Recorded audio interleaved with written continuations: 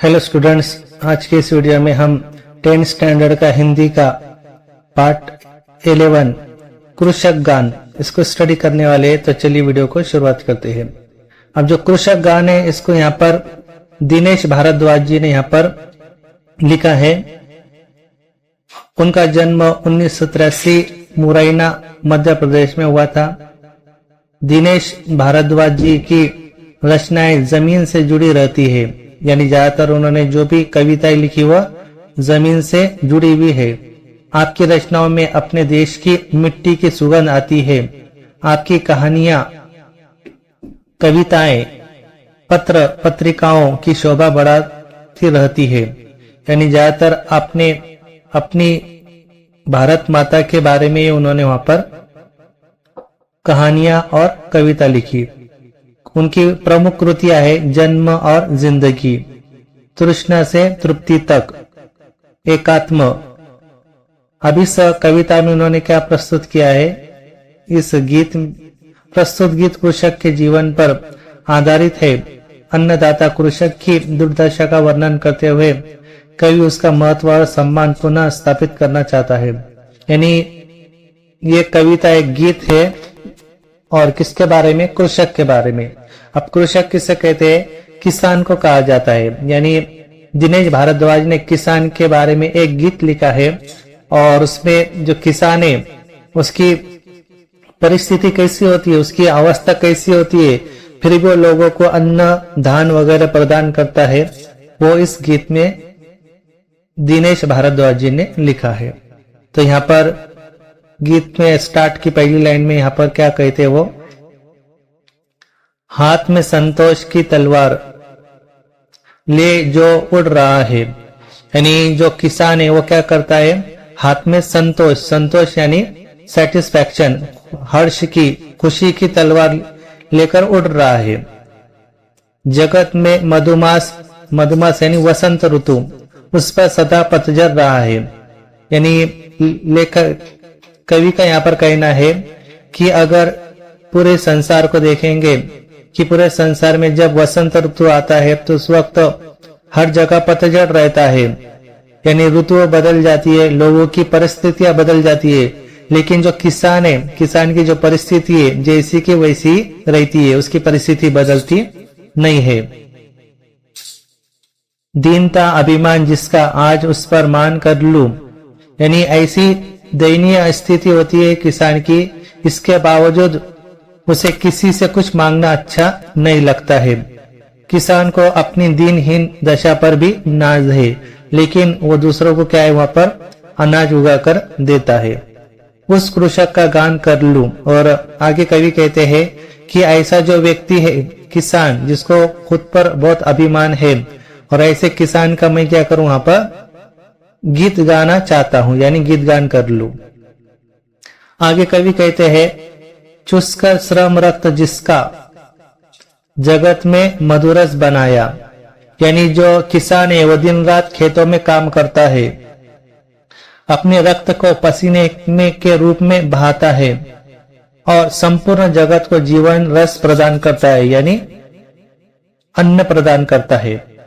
एक सी जिसको बनाई सृजक ने भी धूप छाया। सृजक यानी क्या? रचना करने वाला। आगे कवि कहते हैं कि ईश्वर की बनाई सृष्टि में उसके लिए धूप छाव दोनों एक सी है। यानी अगर धूप होंगी तो भी किसान क्या है? खेत में काम करता है। छाव होंगी तो भी किसान खेत में काम करता हो। दिन होगा या फिर रात होंगी तो उस वक्त भी किसान खेत में ही काम करता है। इसलिए कवि कहते हैं कि धूप छाया दोनों क्या एक समान है किसान के लिए। मनुजता यानी मनुष्यता के ध्वज तले आह्वान उसका आज कर लूं। और किसी भी तरीके का मौसम में बदलाव आए तो जो किसान है, किसान की जो परिस्थिति स्थिति है काम करने की, वो कभी भी बदलती नहीं। चाहे बारिश हो, धूप हो, ठंडी हो, हर मौसम में वो किसान जो है वो खेत में जाकर वहां पर खेती करता है। उस कृषक का गान कर लूं। और आगे कवि कहते हैं कि फिर मैं उस कृषक का यानी उस किसान का मैं गीत गाना चाहता हूं। आगे कवि कहते हैं कि विश्व का पालक बन जो अमर उसको कर रहा है। यानी जो किसान है संपूर्ण संसार का अन्नदाता है, चाहे वो गरीब होगा चाहे वो अमीर होगा। हर व्यक्ति को जो अन्न मिलता है और उसका जो अन्न को जो ग्रो करता है, उगाता है, और वो कौन उगाता है? किसान उगाता है। इसलिए किसान को यहाँ पर पूरे विश्व का पालक कहा गया। किंतु अपने पालितों के पद दलित हो मर रहा है। पालितो यानी पाला हुआ। आगे कवि कहते हैं कि लेकिन अफसोस की बात है कि जिन लोगों को वो पालता है उन्हीं के द्वारा उसे पद दलित किया जाता है, यानी वहां पर मजबूर किया जाता है। आज उससे कर मिला, नव सृष्टि का निर्माण कर लूं। उसके बाद कवि कहते हैं कि मैं ये चाहता हूं कि जो किसान है, किसान का हाथ पकड़कर एक नई सृष्टि का निर्माण करूं, जहां लोग उसको ज्यादा महत्व दे, उस कृषक का गान कर लूं। और कवि कहते हैं कि ऐसा जो किसान है तो उस किसान का मैं क्या करना चाहता हूं, यहाँ पर गीत गाना चाहता हूं। आगे के पंक्तियों में कवि लिखते हैं, क्षीण निज बलहीन तन को पत्तियों से पालता जो। यानी जो किसान है, किसान को जीवन में पर्याप्त सुविधाएं नहीं मिल पाती है, उसे अपने दुर्बल क्षीण शरीर, यानी अगर वो पतला भी होगा तो क्षीण शरीर को ढकने के लिए कपड़े तक नहीं प्राप्त होते। यानी उसके पास इतने कपड़े होते हैं कि फटे हुए होते, पुराने होते, यानी अच्छे से कपड़े नहीं होते हैं।